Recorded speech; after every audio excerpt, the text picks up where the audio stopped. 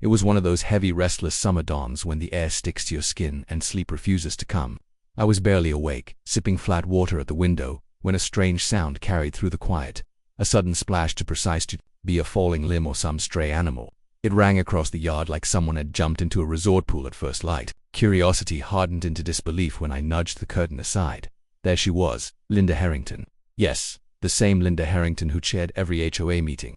The one who once fined a neighbor for an illegal garden ornament. That Linda, gliding in my brand new pool, cutting the water in slow backstrokes like she'd scheduled a morning retreat. Her hair clung wet to her cheeks, her grin stretched wide, and she even waved toward one of my cameras as if nothing were amiss. Still wrapped in my robe, I didn't storm outside. Not yet. I had a smarter idea. I slipped to the garage where last weekend's party supplies were still stacked. Nestled between a folding chair and a cooler sat multiple 20-pound bags of ice. One by one I dragged them to the back door. Phone pressed to my ear as I dialed 911 just 3 months earlier.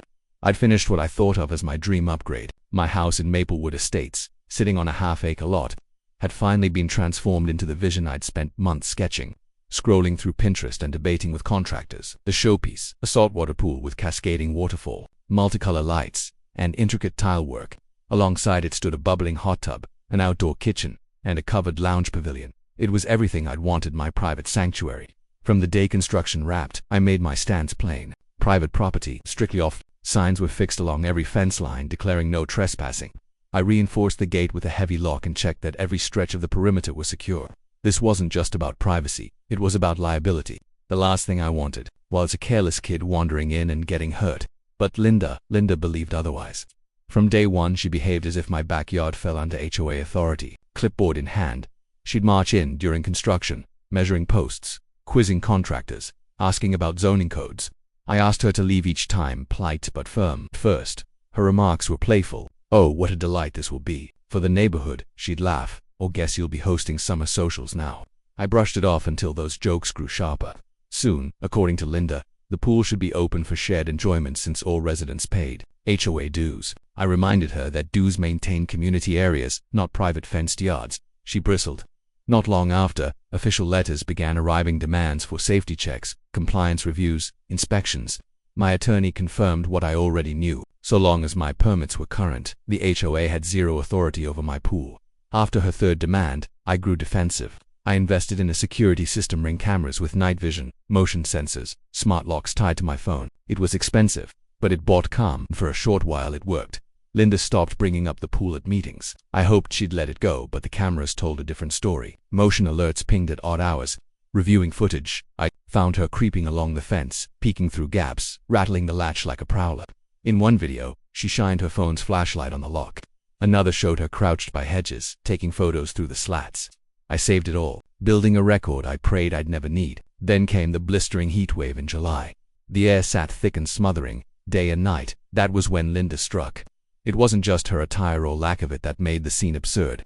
She wasn't even dressed for swimming, only a thin tank top and rumpled sleep shorts, like she had rolled straight from bed into my backyard. The footage later showed her arriving around 4:45 a.m., stepladder in hand. She propped it against the back fence, climbed over with practiced ease, and padded directly to the pool. So there I was, arms loaded with ice, watching her float like she owned the place. I cracked the back door and began hurling the bags in.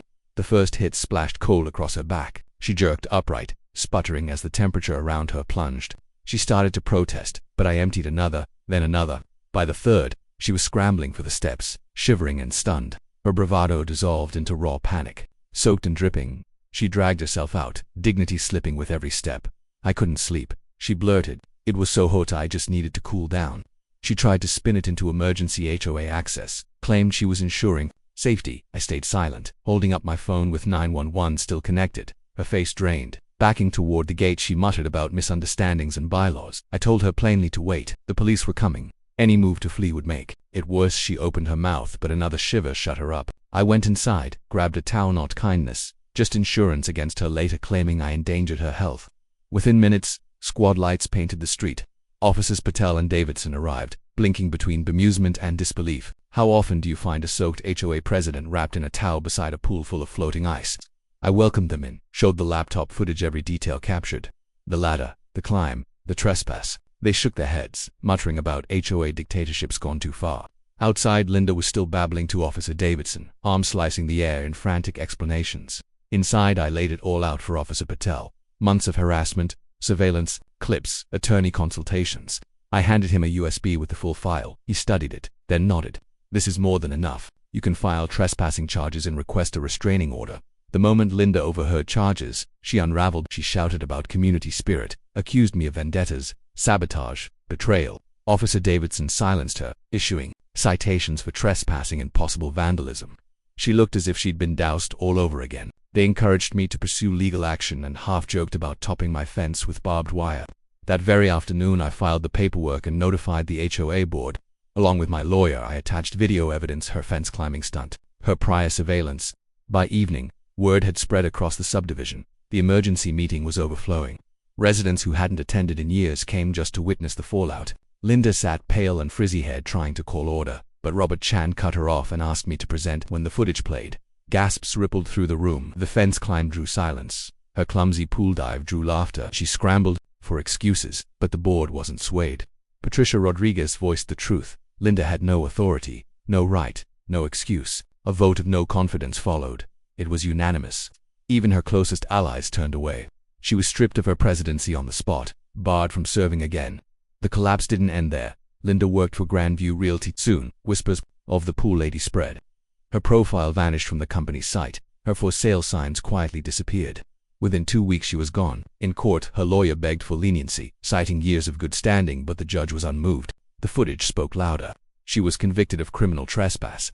Her punishment, 90 days in jail, suspended, 2 years probation, $5,000 in fines, and a court-mandated restraining order keeping her 100 feet from me and my property for the next 3 years. She wept as the sentence was read.